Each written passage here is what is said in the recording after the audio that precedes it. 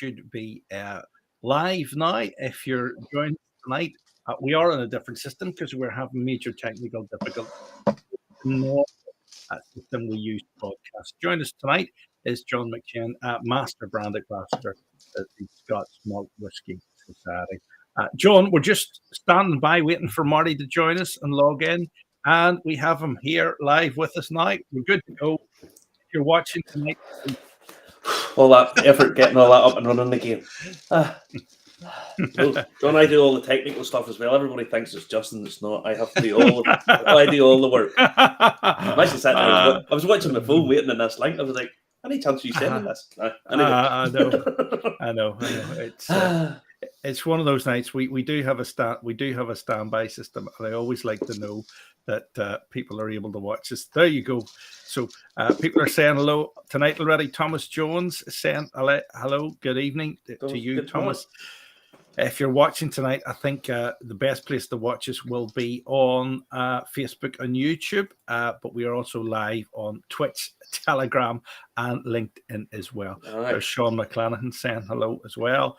And let me say, who else is saying hello? James Doherty saying, yeah, there you are. Yes, we're on a different system tonight because the normal system is acting up for some reason. But we are here. Yeah, just whenever I see James there, just one is saying, sympathy out for everybody down in County Donegal, down at the Crestlock, the petrol station blown up. Just horrendous news. Pretty rough. Yeah, I mean, not really a big lot you can say just to offer sympathies to it, but I mean, it's just appalling. Really, I mean, really shocking story. It is. It is indeed awful. Yeah. But our guest is going to wait in the wings for us. John will be with us after the news. And we'll get sorted out. John, we do apologise for keeping you waiting. Don't worry. That's all right. You've got a drink anyway, so you'll be all right. Absolutely. Now, slant it. Stay there for us. Here we go. Now, before we start on the news, look what I got today, Justin. I got a free gift. I got a gift sent to me today. Look. Did you? Look at that, a piece of art. Hang on, get full screen. Yes. Where? Graham Horner sent this to me. It's beautiful. And it'll be going up here when I get stuff sorted out for it. But he's done these. He's selling these. So he is. And they're really quite nice. And it's a whiskey which I absolutely think is top drawer.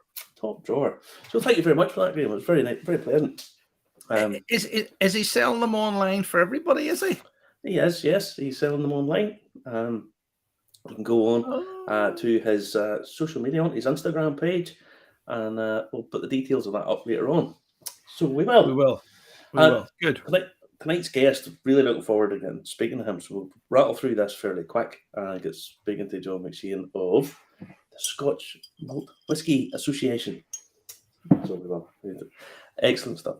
Hang on, where did that come Well, I'm loading things up as we go on the hoof here. That's the standby graphic.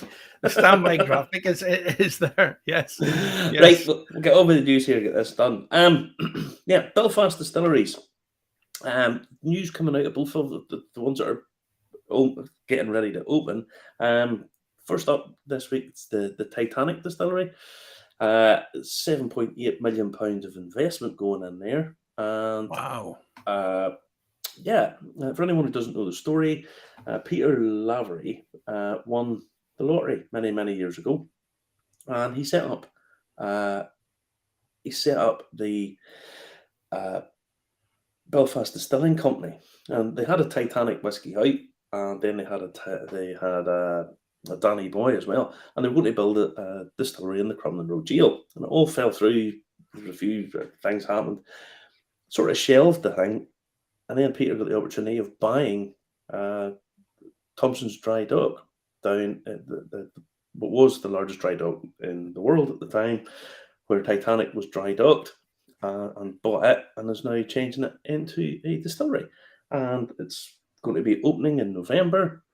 They're not going to be making huge volumes, but it's going to be triple distilled single malt whiskey. I was there a little while ago. I think you've got a couple of photos.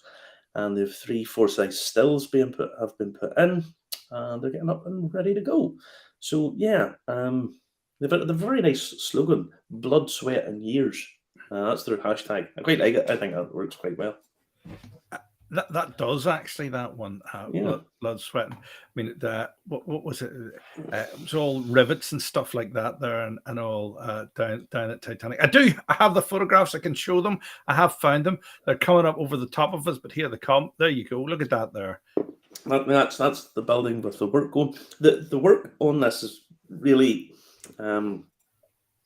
awkward because it has 3 preservation orders on it. It's a listed building, and it has two industrial heritage preservation orders or something on it.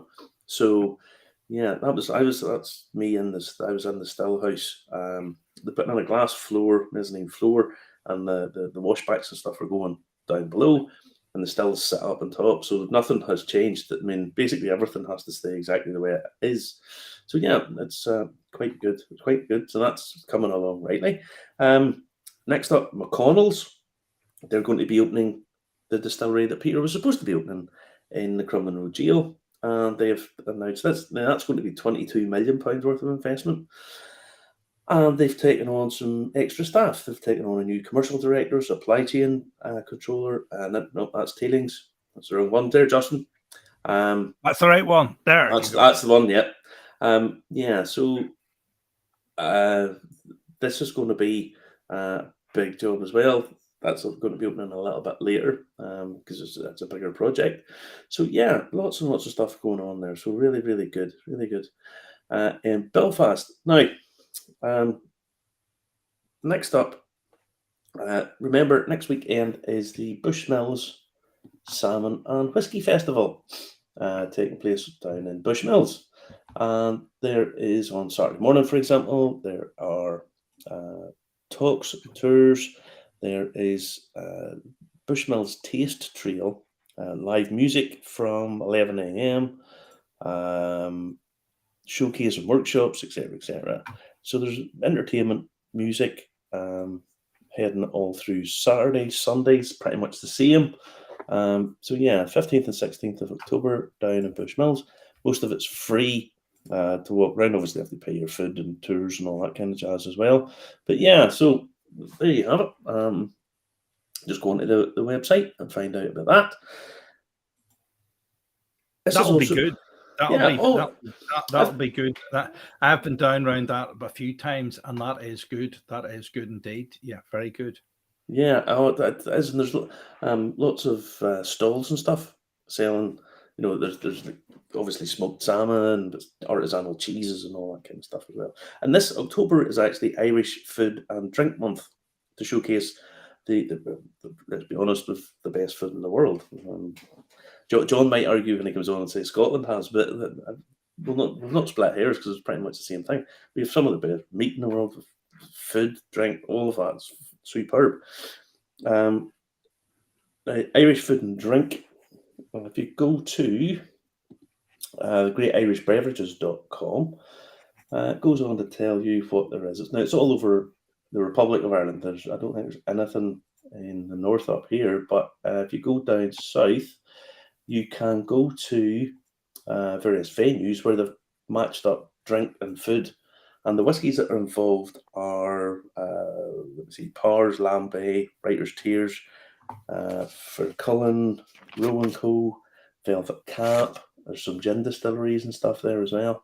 And you can then vote for who you thought was the best, or which one you thought was the best, on Great Irish Beverages Facebook page.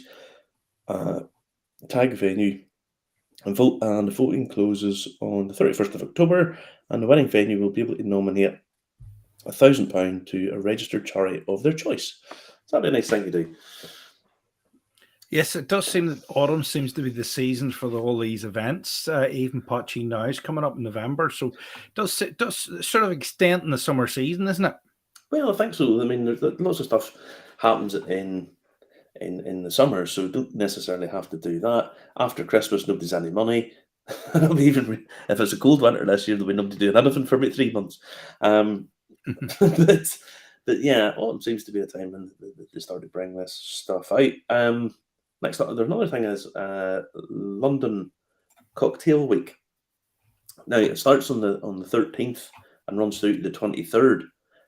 That's not a week, Justin. That's 10 days. But we don't need to tell them that. All right.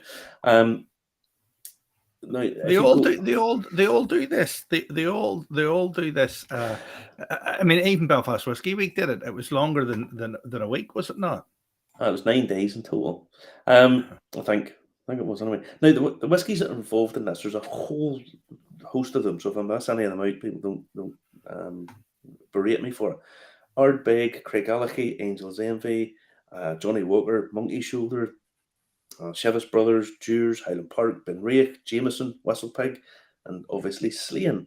And Slane are doing this on the 15th of October, a Slane bus tour. And it's, I would love to go on this, but unfortunately I'm busy. This is a bus tour to find out about Irish whiskey and the old coffee houses and the part that Irish whiskey played in the old coffee houses in London, which I think that would be a pretty cool thing to do. Okay, it would. Very Dickensian to me. It sounds like it, doesn't it? Yeah. But it sounds like a really good day out. I think this is £15 a ticket or something, but there's a load of stuff. There's like water and whiskey tasting, putting water in whiskey. I can't remember who's doing that. Is it Kinchy or something? I can't remember. But there's a whole pile of it. There's loads of cocktail-based stuff, obviously. So yeah, it would be a lot of stuff to do. There's a bourbon trail being set up in London, which is pretty cool. And a couple of big names coming over for that. So yeah, if you're in London, why not avail yourself of some of this? I see. Very nice indeed. Justin's wee brain's going, I might just go over to Douglas Cocktails. See if you can catch a free wristband. Expect an interview for the Irish Whiskey Review possibly coming soon. Next up, this was the big story this week, that Macallan have broken another record in terms of price for this. This is the oldest whiskey ever sold. 81-year-old Macallan. All right. And it's called The Reach, and it was distilled in 1940. Okay, sherry cask maturation, all this kind of stuff. And a great headline was that it doubled the previous record for the oldest whiskey sold in terms of price. It's a bit of a contrived one, to be honest. That was a Gordon and MacPhail 80-year-old that sold for 142 grand. Right? Now, £300,000, huge amount of money. I agree. But I can't help thinking that in terms of what some Macallans have sold for over the last while, and the fact that it's the oldest aged whiskey ever sold, it's probably quite a bit of a bargain at 300 grand. It's I don't know. It seems a reasonable price to be paying for what you're going to get there. A kind of a one of a kind thing with the artwork and all that. So yeah, it's 300,000 I went for. That's Justin McCartney money. That is. That's nice. I still don't get those hands thing. What is that? That's in some other artistic thing as well, you know. Nah, well, to me that's sort of the starving masses reaching up for a Macallan. You know, it's I don't know. It's Macallan. Don't forget, folks, to register for the ballot.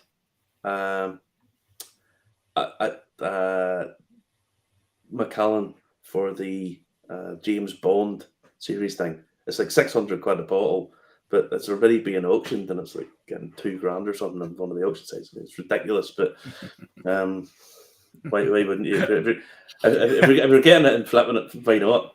You know?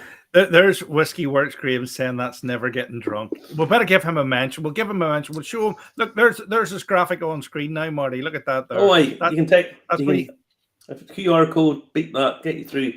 Get yourself one of these. See, very nice. It's very nice, and that, yeah. And he picked one of my favourite whiskies ever out there. I think it's awesome stuff. Next up, Teeling. Rumours have it that Teeling are going to be bought over in totality by Bacardi.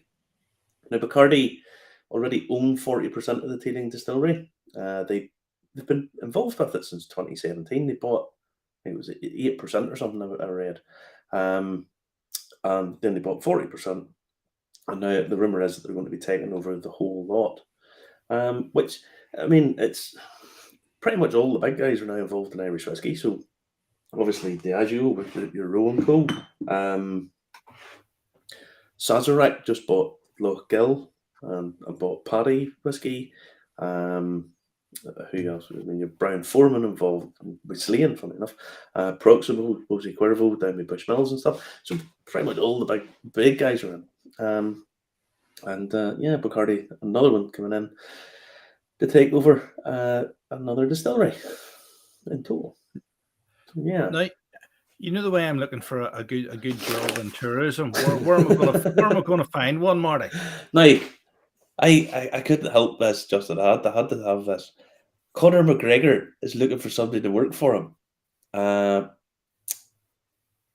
McGregor is looking for a professional. Hold on a minute here. My name's in that. You filled my name in it. You filled my name in it. My name's in that. Yes, because what you can do is you can nominate people. You can nominate people to who you want to work for Conor McGregor. No doubt you would get that job, but that just suits you perfectly, because the proper candidate should be a social media champ. That's like you. Unquestioned authority on proper nightlife and supporter of local pubs. That's you. Not afraid to jump into the crowd to spark energy. I could be the next Dan Balzani. There we go. Well, thank you for not nominating me for that one. Oh no, I didn't nominate you for it. Don't worry about it. But know your luck, you'll get that job. So you will. Yeah. All right. Listen, we've been asked a question. There's Declan Boyle. He says, "Can you leave whiskey in a barrel too long?" I think that's the sort of question that John McCheyne could answer. Don't you? I think John would be a very good guy to answer that. John, you've appeared as if by magic. How are you? I'm fine. Great to be here. It's great to have you here. Just do a quick introduction. I met John in Belfast during Belfast Whisky Week when it was like a contest between Scotch versus Irish, and we had John in one corner and Sir Maurice O'Connell in the other, and it was a fantastic event. It was a really, really nice. Maurice, and he's a lovely bloke, Sir Maurice, isn't he? Yeah, a really nice, down to earth guy. I've been in touch with him since, so yeah, lovely fella. Yeah, and beautiful setting too. The Merchant Hotel, lovely place. Everything about it was really nice. So John is the global, and we'll find out that he's taking this properly, literally, global brand ambassador for the Scotch Malt Whisky Association. Society. Society. Nope, that's the one. Scotch Malt Whisky Society. Now, fill us in on what it is and what it is that the society does, what they do. Well, I'll tell you what, we're actually going to be 40 years old next year. When we started in 1983, it was the brainchild and the dream of one man, a guy called Phillip Hills, known as Pip Hills. And he tasted this whiskey from a single cask of Glenfarclas. Thought it was so wonderful that he went and bought a cask and shared it with his friends in Edinburgh. They asked him to go and get another one. He came back with another one. But remember, this is back in the day, in 1981. Yeah. The wine and spirits director at Harrods, in his annual report, said that less than 1% of the whiskey available in Harrods was single malt whiskey. Rest was blends. So single malt hadn't really taken off yet. Yeah. And here was this guy wanting to start a single cask, single malt business in the midst of a recession when distilleries were closing all over the place. Yeah. And his lawyers and his accountants said he was a madman. He went ahead admits he nearly went bankrupt twice, and now it's the biggest members club in the world doing single cask, single malt whiskey. Because he just thought back then, okay, the single malt that is available, we all know, is a mix of casks, yes, to get that consistency of flavour, bottle by bottle by bottle. And he just wanted to explore the one-off, unique taste that each cask would bring to the piece. And that's kind of how it started off, single cask, single malt. It's expanded a bit since then, but that's still basically the notion of it. That the flavours that are available there in that single cask, single malt, people would appreciate because of the differences and because of the uniqueness of it. And that's kind of where he's come from all of those years. And everything the society has done has been based on the idea that this might be a different flavour from what you've experienced before. Yeah. Now, obviously, to do that, you have to test a range of casks. You know, you don't walk in and just say, "I'll take that one, second on the left there." So there's obviously different characters to a distillery. Do you try to highlight the character of the distillery? Let me tell you how it's evolved, Marty. I mean, back in '83, because of all these distillery closures, because of the recession which was affecting whiskey, distillers were happy to give him their casks. You know, please have a look, take a cup, and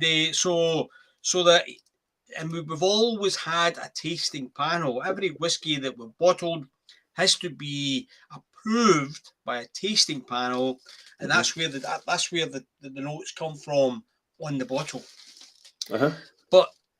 But yeah, he will pick casks. The tasting panel will approve them, taste them, and approve them. But you're right. The idea really is that when we go to it's evolved over the years. I'll come to that in a minute.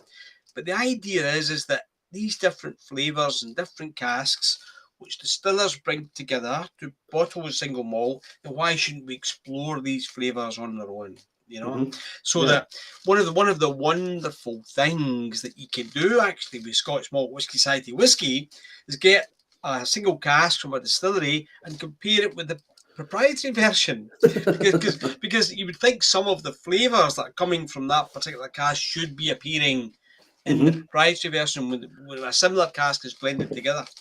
But these days, more and more, what we're doing is that we are supplying the casks to the distillery.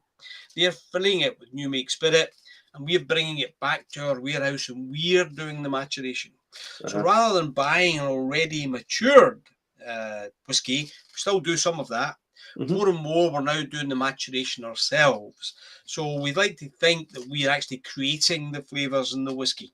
I mean, as you know, Marty, every new make spirit in every distillery is different from the new make spirit in every other distillery. And it's been tried many times to try and replicate that flavour in another distillery, and just can't do it. So when we get that, and what you're trying to do with a single cask, single malt whiskey, is you're trying to decipher where are the flavours that the new make spirit brought to the piece, and what is the wood done to add that and change it. So you're looking for two kind of angles there, and if it's been extra matured, you've got a third angle to that. So that's just part of the fun, isn't it? But that's more and more what we're trying to do now. We may well get to a point in the future where we're working with distilleries to create a new make spirit style that we would like in order to take it back and mature it ourselves, you know? And are you experimenting with maybe things that the distillery haven't done? That you think maybe they should have done? Is that one of the ways? Well, yeah. Some of the bottlings that we've done are unusual compared to what the distillery normally does. So maybe a distillery focuses mainly on sherry casks, and we'll do the same spirit, matured in bourbon casks and that kind of thing. But what recently has been a lot more of the extra maturation, the moving from one cask to another. Members often say to me, "Is that something you've just started doing that recently?" The first time we did that was 1991. So we've been doing it for quite a long time. We've done a lot more of it recently. I think one of the things that we have to bear in mind as well is that we're now in 30 countries around the world, 36,000 members. There's a lot more palates to try and satisfy. Yeah. So we're having to try and do more bottlings as we go. Now, we often get complaints from members in Europe that they can't get a hold of some of the whiskies that are bottled here. We get some complaints from members here that they can't get some of the bottles that are gone for Europe. And that's and I mean, some of the members in Europe recently were complaining to me they couldn't get samples of the Australian distillery casks that we just bottled, but they were bottled and sent to Australia. Yeah. And it's that age-old problem, Marty. Mm-hmm. The number of bottles you get from a cask versus 36,000 members, you know. so the wonderful thing is that there's going to be something for everybody, really. Well, the thing is, people like the exclusivity, but they like to have basically unlimited access to the exclusive. But you can't. I mean, you have to balance the two out, you know. Yeah. But what we do is everything we do, we break it into 12 flavour profiles. Mm-hmm. So everything comes in a range of flavour profiles, and there are 12 in total. So what we try and do to help people, because people are on a whiskey journey, and some people are better at deciphering what flavours they're experiencing than others. Yeah. Some are quite quick, some are quite slow. I'm slower than some of my colleagues, to be fair. But what we do is we produce on our site, for each flavour profile, some typical flavours that you might get from that flavour profile. Mm-hmm. So looking at that, it might help people actually say, oh yeah, that's what it is, that's what it is, and help develop their skill in terms of deciphering flavours that way, be that little bit of help, you know. Yeah. But it also means that if someone happens to have a particular favourite flavour profile, spicy and dry, or peated, or young and sprightly, then they can look to see which flavour profile bottling's been done for this month. Mm-hmm. Yeah. And know with some kind of surety that they're going to like that whiskey when it arrives. Yeah. Like you come in it's very sort of elegant decoration. You know, I like this. I like green bottles as well. But there's quite a lot of information on the labels, Sure. including the rather fanciful names that come on this. This is smashed shamrocks and gooseberry D. I tell you what happens, Marty. We have the tasting panel might be 8 or 10 people, right? Somewhere between 6 and 10 people each sitting, and there's a chairman there. So everybody gives their view on the flavour notes to the chairman, and the chairman's job the chairman that day has to take those notes away and make a summarised tasting note and give it a title, right? Now, sometimes when you look at the title, you think maybe the chairman's had a bit too much of his own product that day. But it is meant to be a bit of fun as well as indicating something about flavour. So there have been some crazy ones over the years, I can tell you, you know. I can imagine. Well, this is Society Cask 51.20 and an outturn of 1 of 184. Now, its region is Northern Ireland, so you can sort of fill that in yourself. But each distillery has its own number. I think what happened when we started, Marty, is the first one was Glenfarclas. That was where Pip had got his original cask from, and went back and got the next cask to share with his friends. And when they finally decided they would form a club, an official club about this, the Scotch Malt Whisky Society was born. The first one was Glenfarclas. But when we were talking to Glenfarclas said, well, wait a minute. If you put Glenfarclas on the bottle, people will get confused because no one drinks single cask, single malt, by the way. and if our Glenfarclas is compared with your single cask Glenfarclas, it'll be different and people will get confused. So Pip said, well, what about a numbering system? And that's kind of how it came about. Yeah. So they were the say number one. The first cask from them was 1.1. Yeah. And in fact, 3 years ago, we had a tasting in Edinburgh in the vaults with Pip, the founder, and we got a bottle of 1.1 out of the archive, and we tasted that as part of the tasting. It was fantastic.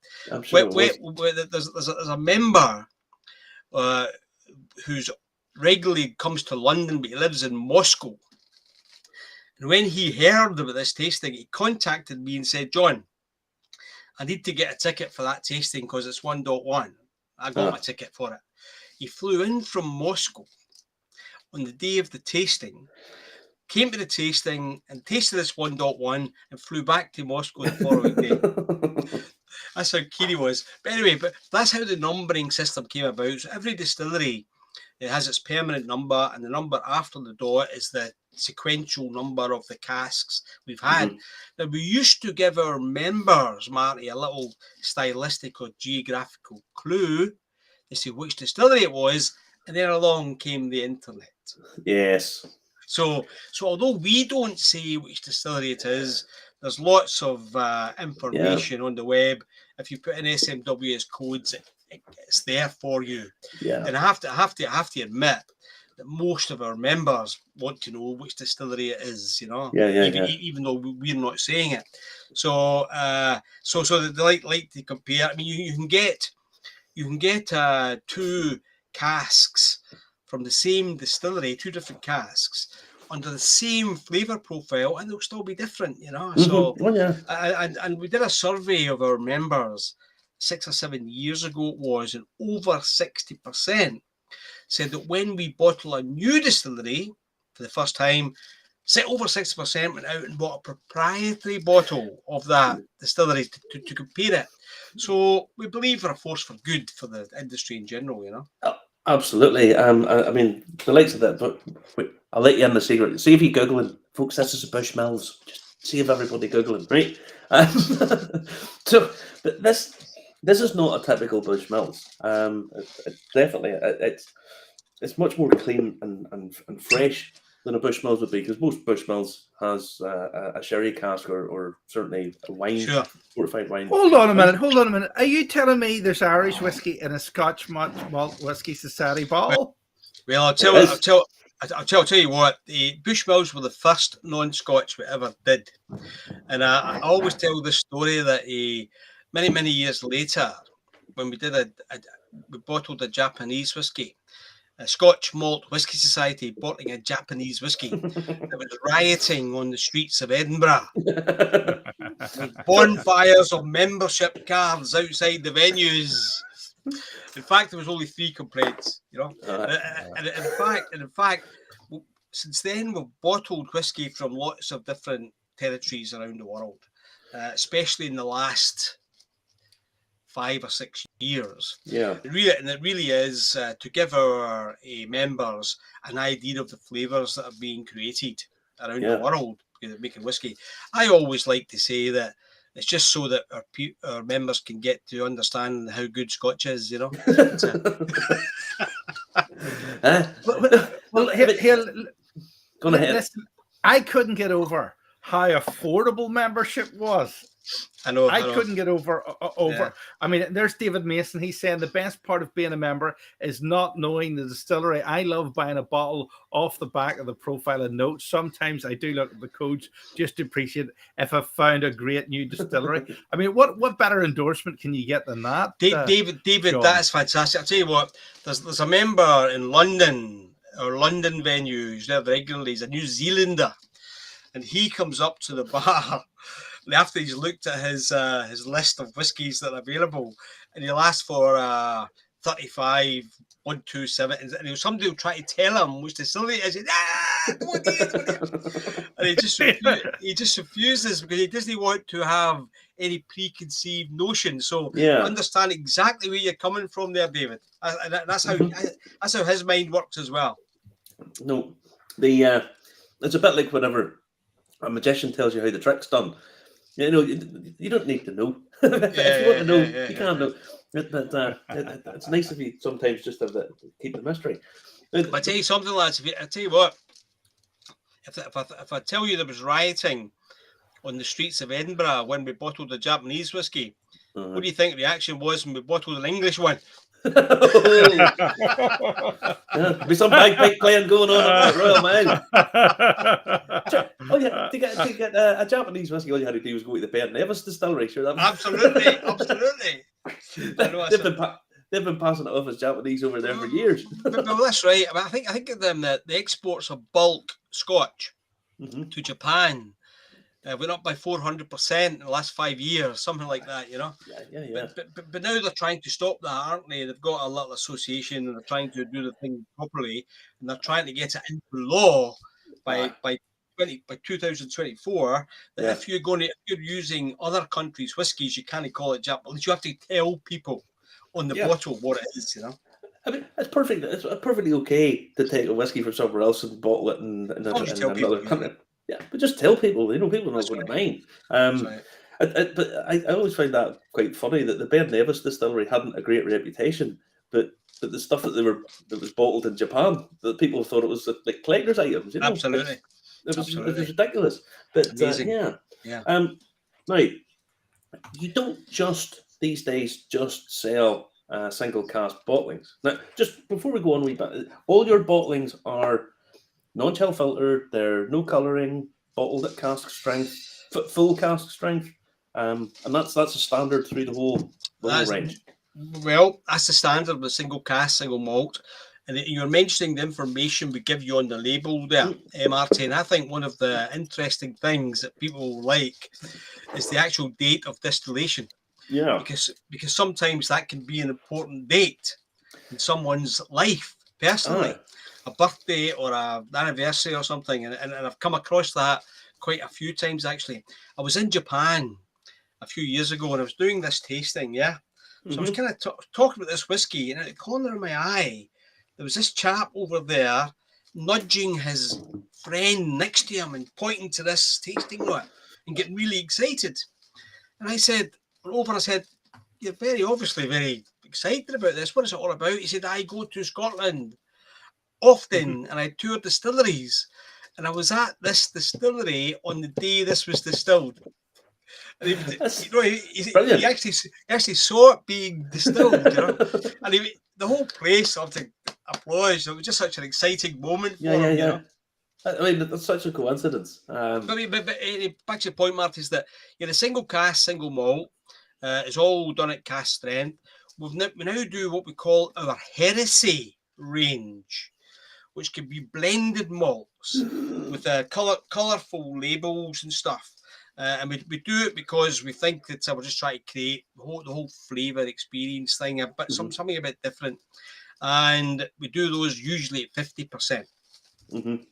But the single cask, single malt, you're right about no chill filtering, no added colour, no dilution, and always at cask strength. And I think the cask strength thing gives people the opportunity to dilute it to whatever level they want, rather than buying it at 40% or 43 or 46, And I always say to people, look, try it neat, but please don't be scared to add a little bit of water, because water doesn't just dilute the alcohol level, it can change the flavours in the glass as well. Nearly every time I ever do a tasting with anybody, what we do is there's always a cask strength element to that, and I put like a half a teaspoon of water in every other glass and let people just sit and talk about it and let it go for a minute or two, and then just get them to nose it. And the difference it makes, I mean, you know yourself, I mean, the difference it makes, it's when it's done in that style, people go, oh my God, it totally changes the character of it. One of the other things I do sometimes, I pour 2 glasses of the same whiskey and just push one away whilst I'm drinking the other one. And when you go to the second one a little bit later, you can nose and taste differently. The other thing that happens to me, I know there was one particular incident just earlier this year. I had an Arran 121 on my, already drank some of it on my shelf, but this evening I got it down, I poured myself a glass and I was watching a film or something. I thought, my God, this is brilliant. This is the best whiskey I've had this year. But why didn't I think that when I was drinking it before? And sometimes there's a magic moment, isn't there, for absolutely a certain flavour, I mentioned this to James, who has the Silky down in Donegal. So when I first opened the bottle of Silky, I thought, not that keen on that. It doesn't, no. But left it a month, tried it again. I thought, no, so I'm not. That's better than I thought it was. Then I tried it a month later. I thought, no, so I'm not bloody good. And by the time I got it, but it was just, it does, the character does change after a period of time. Yes, aye, absolutely. And it does, it's such a complex drink. It's just this complicated drink. Now, this is Distillery 51. Okay, so you've up to 51 distilleries at this point. How many different distilleries now has the Scotch Whisky Society? We're up to 152, but there's some distilleries have got more than one number. Not that many, because they make whiskey. So we're talking about Loch Lomond earlier. Loch Lomond, because of the complexity of their distillery with the different types of stills and the different way they run them, they've got 3 different numbers with us. In terms of single malt, and they've also got 2 grain numbers, And there's a couple of other distilleries that have got different numbers, but basically we're around 150 different distilleries now, and those are represented in Japan, England, Wales, Ireland, America, Denmark, Australia now, Sweden. So we've definitely got a range now. And there's so many distilleries opening up all over the world. And the thing is, a lot of them are making very good spirit. A lot of it's really, really interesting, slightly unusual. I think I tell you something, Mark. A bit like the Irish, that the Scots feel that they're first. I mean, Scotch is the only drink in the world you can ask for anywhere in the world by relation to the country it comes from alone. Yeah. So in any bar, in any city, in any country in the world, you ask for a Scotch. You don't even have to use the word whiskey, and they know what you mean. So somebody like Jim McCheyne. Jim's a legend. Yeah. We all love him dearly, but he's so passionate about Scotland and Scotch that he actually said that he believes that God gave whiskey to Scotland because he knew we would look after it and cherish it. He has a way with words. He does that. You're getting some great comments tonight. Remember to subscribe if you're watching on YouTube, Facebook, LinkedIn, Twitch, or Telegram. One of the other great comments here is if you're looking to get to a venue and the guys working for the Scotch Malt Whisky Society, they're so good, they're knowledgeable. Thank you for that comment, David. That's nice of you to say so, and I think we hear that a lot from our members. Yeah, that's an endorsement. How have you managed to grow it so strongly globally, John? I think it's when we started in 1983, as we said, it was amidst I think that the world, obviously looking back, was ready for a single malt explosion, really. And this single cask, single malt of the society almost kind of paved the way for what happened in the 90s with a surge in single malt. When we talk about single malt now, back then it was less than 1% of the total whiskey consumed around the world. It got to, people used to say it was 5%. It's probably now about, of total volume consumed, maybe 14-15%. Yeah. Over 30% in value because of the cost. But it's still blended whiskey around the world. But I just think people are ready now to not just drink whiskey for drinking's sake, but to try and explore flavours. And I always say to people that, if you're into single malt whiskey, we know, all of us on this tonight, that single malt whiskey is a blend of casks. It can be different types of casks. It can be from different ages. So a 10-year-old doesn't have to always be 10. There might be some older than that. It's 10's the youngest, yeah? Yep. So if you're trying to identify the flavours in a single malt whiskey that come from different casks, then okay, you can try your best. But what could be better than if you had an understanding of the flavours that came from these types of casks.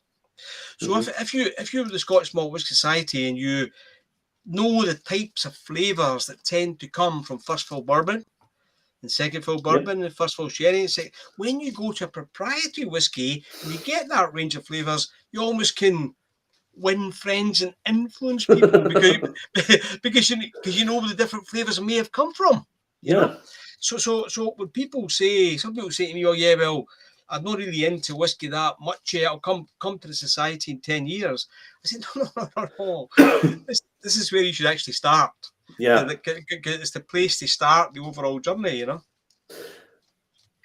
Well, there's James Dougherty saying his chairman is a member, and I think his interest in investing in the Sleeve League, beyond by his devastating charisma, was that he's a member of the SMWS and loves single malts, which is another glowing endorsement. Yeah, a glowing endorsement. Now, you touched on it there. You're not just doing these bottlings now. You've sort of widened the scope of the society. That's still about 96% of it, Marty, you know. Yeah. But we've done the heresy range that I mentioned, the blended malts.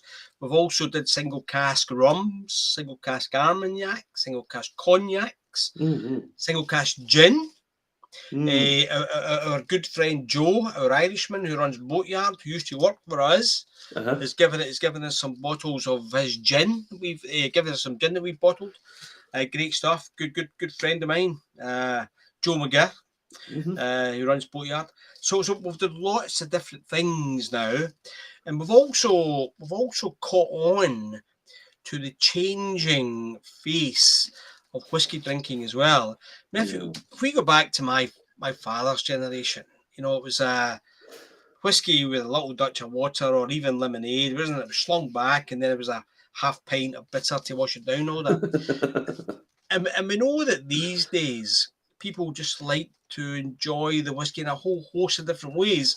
So in our venues, we'll do whiskey cocktails, we'll do, do it in different ways. You get different flavours you can appreciate from the different ranges that are available. So yes, we think we've helped to move people's idea of flavour and whiskey along, but we're also reacting to some of the reactions that we're getting back, you know.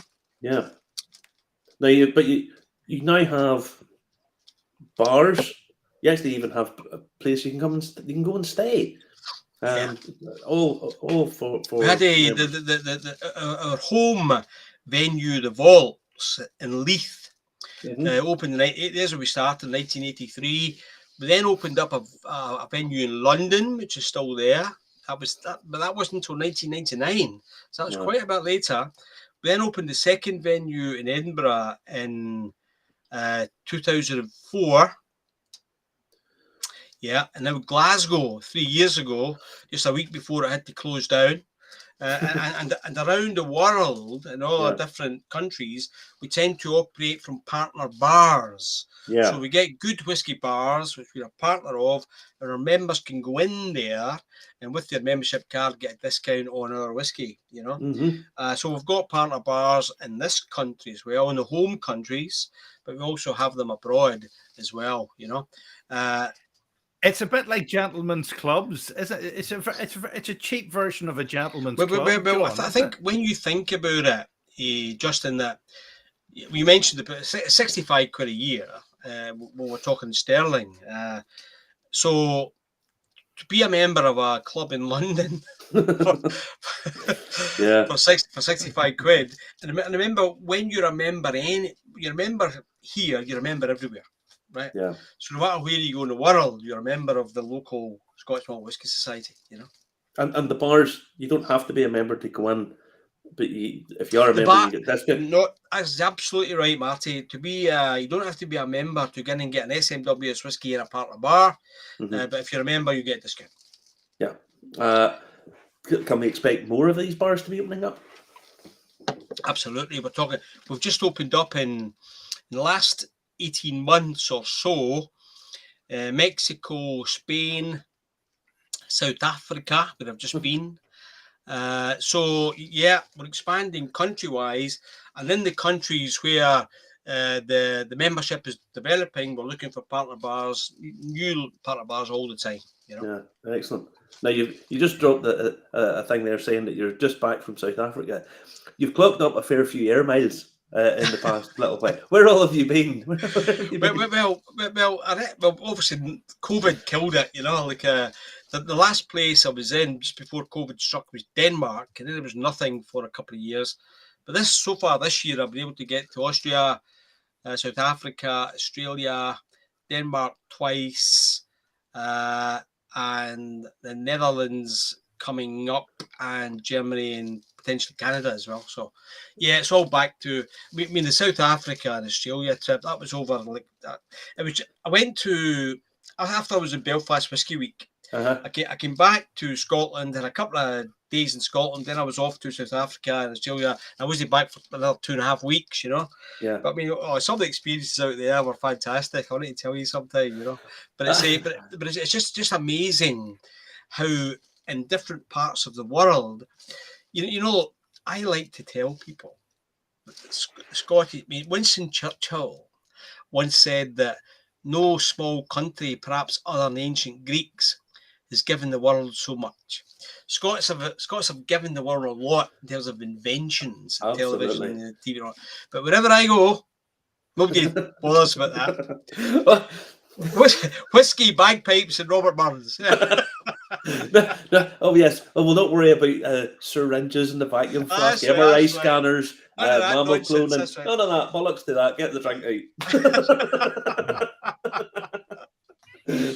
No. It's a fantastic thing. That in terms of if you like, ambassador for the whole of Scotland, as a vehicle and a way of promoting Scotland all around the world, I have to say that you must be flying the flag. I mean, you're on the pit face of the coal face, if you like, going out and meeting different nations, introducing probably new people every time you go out to the concept of single malt. I used to have a real job. I mean, I've been a member for a long time, and in 2007, 15 years ago, the society was going to extend its members' tasting program in the home countries. So they were looking for ambassadors, and I applied, and I was interviewed and tested all that, and I got appointed, but I was still working in the job I had. And it was only a few years ago, probably 8 or 9 years ago, I retired from that, and the kind of global thing kicked off. But I always feel, as I'm sure you do, when you're representing Ireland, I just always feel wherever I go, I'm representing Scotland and Scotch, and I'm very, very proud of that. Absolutely. And I think that if people around the world think that's all that we've given them, then great. I'm happy to talk about it, give them more of it. It's a good start, put it like that. Yeah, absolutely. There's that book. What is it called? It's how Scotland invented the modern world, or something. What's the name of it? How the Scots invented everything, or something like that. You talk about yeah. It's a book called The Scottish Enlightenment. Yeah, by a guy called Arthur Herman, where he talks a bit about that. But I'd say the other thing, Marty, which is very similar to you guys in Ireland, is that wherever you go in the world, you find that there's like Scottish or Irish street names, and it's incredible, McDonald Avenue, in Peru. I know, it's dead funny. I was over in El Paso. Over with my girlfriend, and you're driving down, and there's Tyrone Street. And then what you find out is that there was a family that sort of founded the whole place, founded the sort of modern city, and they came from County Down. So we just get everywhere. But the Scots and the Irish. I mean, I don't know what the figures are for Ireland, but between the Act of Union with England and the outbreak of World War One, so you're talking about 1707, in that 200 years period, right? 2.5 million Scots left Scotland. Yeah. So some were cleared off the land, as we know. Some left voluntarily, but they've reached every corner of the world. I've got a pal, and I mentioned a guy in Moscow, but one of his pals has got a bar in Moscow. I don't know that the Russians are kind of know somebody we're talking about at the moment, but but one of his pals has got a bar in Moscow, the Bruce Bar. You know? Well, I know a girl. I think you know her as well, Justin. The girl's Zilka, and she was from East Germany, and she grew up in East Germany before the fall of the wall, and she used to run the Whiskey Society of Berlin. And she said that when it closed, she ran a pub, and she had all these old Scotches and old Irish whiskies and stuff. And when it closed, she said they invited everybody and just let them drink it all for free. And I was like, have you any idea what that actually was worth? She says, oh, it was great. It was great. But it was all bottles that people had smuggled back and past the Iron Curtain, you know. But it's just kind of a universal currency that people really, really enjoy. And the fact that you said there's a society and a club that has a global reach, that, well, I assume if a member's coming from Venezuela and comes in to Edinburgh and they wave their card and come in, I'm sure they probably feel a connection and an association with the bar, you know. Absolutely. And I mean, it's a great point, Matt, because we get people from all over the world. Edinburgh, the Leith venue, the Vaults, is regarded by our members around the world as a kind of place of pilgrimage. I mean, they all want to get there someday. Many of them have been already, and some many times, you know. Yeah. And that's a place where you can have the rooms as well, the vaults, you know. But you're absolutely right. If you're from a foreign country and you're a member and you walk in there, you know, we make you feel like home immediately, you know. And I'm just saying, David Manson, thanks for what you're saying, David. You're right. You're catching the spirit there very, very well. Thanks for that, you know. No, but now, to be a member is £65 a year. Yeah. And that gets you access to what all does it get you? Okay. So I'll tell you what. That's a great question, Mark. So I'll tell you what. First and foremost, it gets you access to the whiskey. You can't buy a bottle of whiskey unless you're a member. Okay. But honestly, if you're on a whiskey journey and you're looking to learn about whiskey and learn about distilleries and hear stories about the industry like you're telling tonight, then there's a monthly Unfiltered magazine full of information about distilleries and interesting stories and some very educational pieces as well. You get access to the venues, as we've just talked about. And I wrote an article once. You guys know what Esperanto is? Oh, yes. Yes, right. It's the invented language, yes. Yeah. Now, when I was a kid, I was learning Esperanto, right? Now, when you've learned Esperanto, you get a lapel badge, right? So the idea is that if you're standing in an airport somewhere and you're on your own and you see somebody with other Esperanto badge on, then, you know, you can talk to them no matter what language they speak because you've got this plastic language, you know? Yeah. But then you talk to them and find out that's actually the only thing you've got in common. You know? The fact that you speak Esperanto. So with an SMWS lapel badge, if you see someone wearing that, then you know immediately you've both got that common interest. Yeah, you've got somebody you can go to the bar with. Happy days. That's just like the Masonic forget-me-not. That's almost like the Masonic forget-me-not. Listen, the Masonic, by the way, invented in Edinburgh. Just look at the side. Listen, I can show the website here. I can show the website. This is your website. This is where I'll imagine in modern times, and especially over COVID, a lot of your members touch base, John. Sure. I think it's you're absolutely right. What happened during COVID as well, Justin, was that obviously, like everybody else, we went to virtual tastings.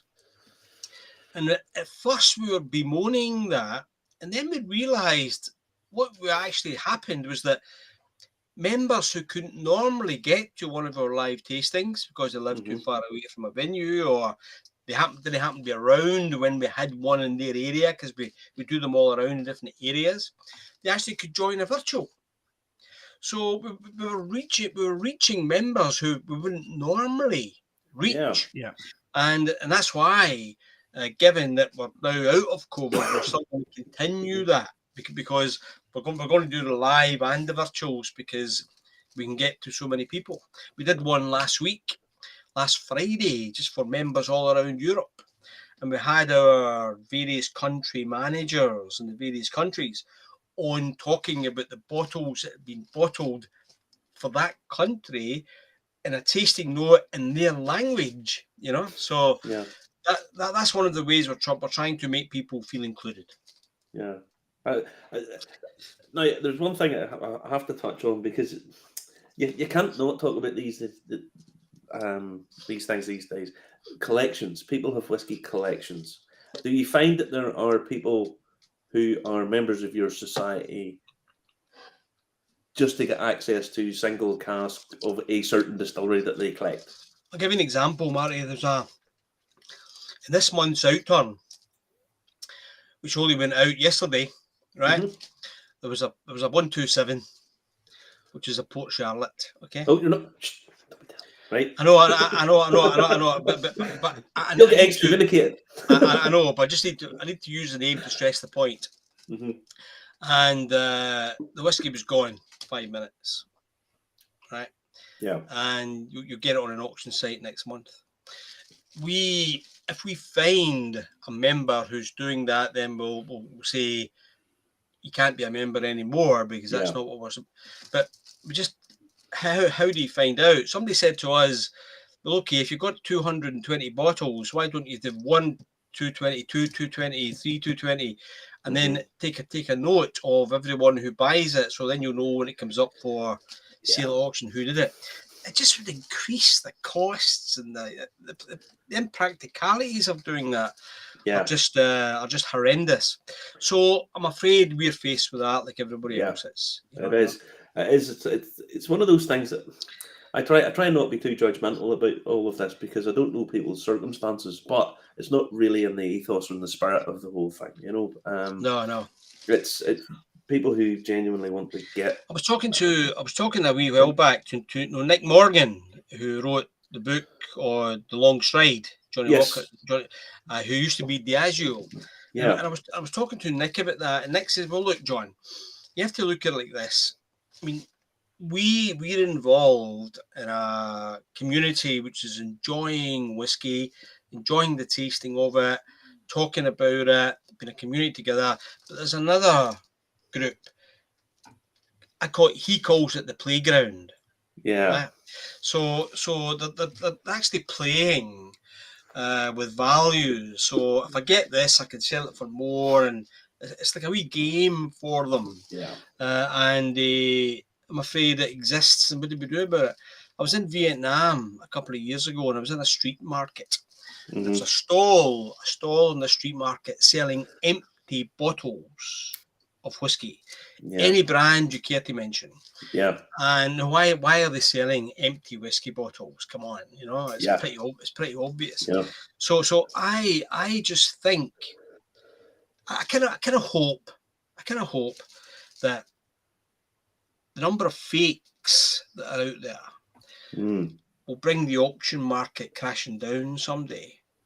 I hope it does. Yeah. Because if it did, then the normal prices would fall as well, because the auctions are dragging the normal prices up. Well, fakes have turned up in very unusual places, John, in official retail outlets and all. But let's face it, listen, Air Force One had fake parts on it from China. But so it does happen. Well, the thing is, Justin, look at McCallum bought that collection, didn't they, from the Swiss guy? Yeah. And that all turned out to be fake. And he never even knew it was fake. The Swiss guy, he'd been conned himself. So I just think that, I mean, honestly, would you spend £3,000 on a bottle of whiskey at an auction site? I mean, would you really rely on the guys who are in the auction sites, to be the judge and jury for whether it's genuine or not? I just put it like this: these days it's the same with everything. Anything that there's any value and there'll be people there to copy it. That's just the way of the world. It doesn't matter whether it's art, cars, anything. That is something you have to face. The other thing historically is that we all know, everybody on this programme knows, Scotch whisky economically hasn't been like that. No, You know, it's gone like that, isn't it? absolutely. So if you're sitting on a collection, I mean, Yeah, it's the how same as can, everything else. how can you be sure that, you know, like in 2 years' time, there's that crash and all that kind of stuff? You know? But I mean, it's Well, the thing is, you can always drink it if that happens, John. exactly. So, Well, in saying that, you don't know what's in the bottle. Well, that's right. That's right. Just if you sent me a bottle there, it's worth £3,000, and I'll go drink that. If it's only worth £300 tomorrow, maybe you can open it up. Yeah. exactly. To be fair, I have bottles that I've bought that have went up so much in value that I know you can't really justify opening them. That's what happens. That's what happens. I agree. I have a bottle. To be fair, I kind of knew that this was going to happen, so I was picking up a couple of bottles on the way through the airport every time I was coming through, and it was the Macallan Concept #1. It was £80, and I knew that it was going to go on the auction sites, and I knew I didn't realise it was going to go to £800 a bottle. Sure. Now, if anyone thinks that that's £800 worth of whiskey, they need their head examined, because but that's why you buy three. That's why you buy three: one for opening, one for sharing, and one for keeping. I mean, anybody who thinks that spending £1,000 a bottle of whiskey, you're only 10 times the flavour experience is £100 bottle, then they're mental. It's madness. Yeah, it is nuts. But some of the price that where Irish whiskey is at the minute, there's lots of guys selling very mediocre stuff for very, very high price. There was a guy when Redbreast released the 10-year-old cask strength, the 10-year-old. It's a nice whiskey, but it was £100 a bottle. And I remember someone saying, "Oh, I think it's very reasonably priced." And I thought to myself, go to Scotland and say to somebody, "There's a 10-year-old whiskey, and it's £100." And they would hit you with a bottle. And it's a nice enough drink. But have you guys heard that famous story about the guy at the Pennyhill Park Hotel in Surrey one evening? No, go on ahead. Tell me that. Okay, so guys in the Pennyhill Park Hotel in Surrey, he's with a few of his pals. They've probably been at a business meeting. They've had a few already. And he spots this bottle of 1946 Macallan, 1964 Macallan, sorry, on the glass case above the bar. So he says to the barman, he said, "How much is that?" He said, "Look, it's not for sale. That's part of the owner's private collection." He said, "Well, is he here?" He's in a flat upstairs. I said, "Well, go and ask him how much he would charge for it, because I would potentially buy it from him." So the young fella went away and he came back with a big smirk on his face. This is years ago. He said, "He'll sell it to you for £3,500 because he bought it for £3,000 a couple of months ago." Guy gets his credit card out. Credit card goes through, gets the bottle, and the pièce there is the stonks. And he opened it, him and his mates drank it that night. And I just wonder whether he woke up the following morning going, "Oh my God, what have I done?" Or whether it was just pennies to him, you know. There was that guy in Switzerland, the guy from Hong Kong. It was a Macallan from the 1920s or something, and he paid $10,000 or whatever it was for one shot of it, and then they found out it was a fake. Fake. The guy had to fly over and give his money back. That's right. But can you imagine how that guy felt who thought he was drinking this superior stuff? This is amazing. It's the best whiskey I've ever had. By the way, there's a bar in Canary Wharf, Boysdale in Canary Wharf. Been there. Yeah, okay. Big whiskey bar. Got a whiskey list, a whiskey menu, right? And it's arranged alphabetically. So Monkey Shoulder is there at £9.50 a dram, right? Above that is Macallan, 1946. £2,743 and 25 pence. And 25p. And 25 pence. And the bottle was a third empty. So I was talking to a guy. The last time I saw this was a couple of years ago or so. And it was a third drank. But one of the guys I was talking to was actually works there, and he said, "No, I've never seen anybody ever asking for that. I agree that it's a third empty. I think what happened once, there was a couple of bankers on £1 million bonus or something, Yeah. came in and were kind of showing off, But he said, no, I've never seen anybody. And that's been sitting there now for I don't know how many years Aye. under the light of the bar, Aye. and it's £2,040 and 25 pence for a dram, That's Yeah. why there's 25 pence on it for the evaporation. Well, I think, I don't know whether they added the 25 pence to try and make it look as if the price had been scientifically calculated or something. You do wonder. It is nuts. It's nuts. But no, Can you imagine standing there going, oh, Jesus Christ, I've got 2,743. I know I know. anybody got 50p on them? It's True. nuts. It's nuts. Now, how often do you bring out new bottlings from distilleries? Is it just, for example, say Bushmills, number 51, everybody. If you were bringing out number 51, do you bring one out once a year? Whenever you feel like it?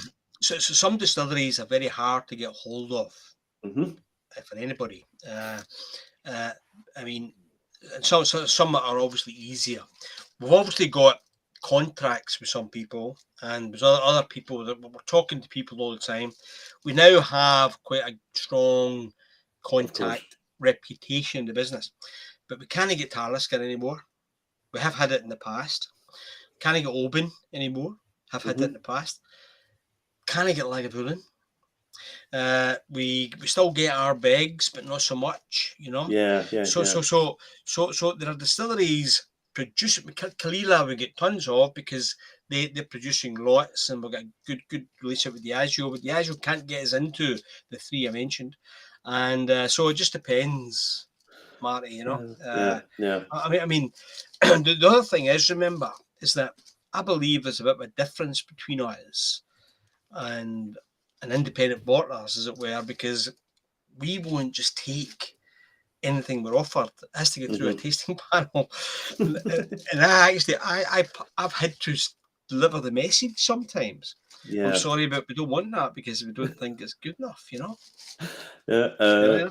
So but that's a fact of life. Yeah. We are our members, and our members are us, and Yeah. we have to be absolutely solid on the principle that we will look after the whiskey that we give them. But another thing is that Scotland's reputation and industry, if you like, is rock solid. But do you see competition from other producing nations catching up with Scotland at any point? I mean, I'm obviously thinking about Ireland here, but I mean, the amount of distilleries that are now opening in the States, the amount of distilleries that are opening worldwide. Do you see that as a threat? I am. I think you couldn't look at it any other way. Marty, I mean, okay, but we have this solid. Hang on, what's happened here? He's frozen, has he? He's frozen. Are you all right? Am I all right? Yeah. I'm all right. I'm okay. He's just frozen. Oh. He's frozen. What do we say if he logs back in again? What do we say? I'll put him back in again. Oh, he's still frozen. He's frozen. Let's hope he knows to log back in again. Yeah. He's back again. You froze. And he's back in the room. You froze on us. Oh, did I? Sorry. You froze. You froze. No, it's just internet. I think there is definitely, I would say, a threat from all of the whiskies that have been produced around the world, and also the growth in tequila and things absolutely. like that. So one of the things I wonder about is this, though. I read a statistic which said that 28% of our youngsters in this country between 18 and 25 don't drink alcohol at all. Exactly. Because they've been told that it's dangerous. They're trying to live healthy lifestyles. So obviously they're doing drugs. But they're doing drugs. Well, okay. Scotch Malt Whisky Society has definitely decided we're not going to do drugs. Single barrel cocaine. Single batch cocaine. That's right. But the point is, as all the kids come out of school and that percentage figure increases, who's going to drink all the whiskey and gin? Mm. So I think that what you have to remember is the big markets which have still to be, that we've only tickled so far, are India and China, you know. Absolutely. So I think that Scotch, we have, I mean, our Chinese branch, they said to us, you know, we can get anything which our members can associate with being Macallan or Glenfarclas or Glengrant or like Lafroig or like a Villain, it flies off the shelves. Yeah. Right? Give us a Royal Braclar, an Edradour or something like that, you know, and they have difficulty with it because it's not a brand name they recognise. So we did a lot of work giving them information about these lesser known distilleries and some stories around them and all that kind of stuff, and that worked. Because they were able to create a bit of a relationship, you know. Yeah. But I still think that in general terms, yeah, we have to watch ourselves in Scotland. And I think, I don't know if you know, a few years ago there was something that started to form called the Scotch Marketing Board. Yes. And it was whiskey lovers who were trying to say, well, look, Diageo are promoting Diageo and Edrington are promoting Edrington, you know. What we need is somebody just promoting Scotch as a category. Yeah. And in the same way as Ian Burrell does for rum, you know. So perhaps that will be revitalised in the period going forward, you know. I'm just thinking well, actually, I'm just thinking Edradour in China. Probably one small town in China could probably buy up all of Edradour's entire stock. But I mean, that's obviously an issue too. Absolutely. Because lots of the distilleries, they don't actually produce that much stuff. You know, I'm thinking of Edradour. Edradour's a tiny little place, and yet it does have a brand name, and if it's part of your society, you have 35,000 members. Your 35,000 members could drink Edradour dry easy every year. Yeah. So how do you marry those two things as well? Well, remember that we are a part of their overall plan, Distilleries' overall plan. I mean, Edradour have got their own wide-ranging plan about how they can promote their brand and all of that.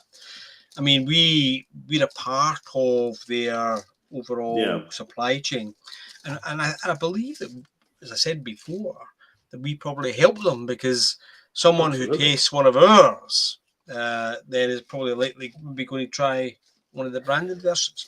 So I think the most important thing, Martin, I think we've always said, and I mentioned the phrase "a force for good" earlier, but we are very much a part of the Scotch whisky industry, you know. Yeah. We are not trying to beat anybody or replace anybody. We're part of the whole thing. And I think the single cask, single malt aspect of it is a very exciting and interesting thing for whisky lovers to get involved in. But we accept very few of our members only drink SMWS whisky. SMWS whisky is part of their overall whisky kind of portfolio and experience. Yeah. Another thing is, once people get introduced to the distillery, they're much more likely to go and visit it as well. Yes. And go and make that connection. Of course, yeah, absolutely. So in many ways, you're sort of helping the tourism aspect of it. That's something I noticed, that Ian at Old Scotia shared the video, which a lot of people in sort of media say, "Oh, don't show our product on in full because people won't come." But if people see it on the internet, that doesn't make them not want to come. That makes them want to come 10 times over. Otherwise, we wouldn't have the holiday show. Yes. Judith Chalmers wouldn't have got as far around the world. It's true. That's true. But now, membership is £65 a year. Sure. That gets you the benefits that we talked about: access to buying the bottles and the discounts in the bars and so on and so forth. you can gift it to people as well, Justin. Don't forget. You can, yes, you can And give it to people. Yeah. and it is. Are you seeing more growth? Are there more and more Oh no, members? yeah, obviously, you know that Ronnie Cox quoted me a figure. He says that some 70% of all single malt in this country is bought in supermarkets, and 70% of that is bought for somebody else. So you can imagine the sales between from now until December, right? When people are buying whiskey for other people, Christmas. So yes, our membership sales go up there on the gift membership thing, absolutely. That definitely goes up, and some people really appreciate it, and some people think, what is that? Our retention ratio after the first year is huge, but the retention ratio for people who have been gifted it the first year is lower, because sometimes they don't understand what it is they've been given, You can imagine like a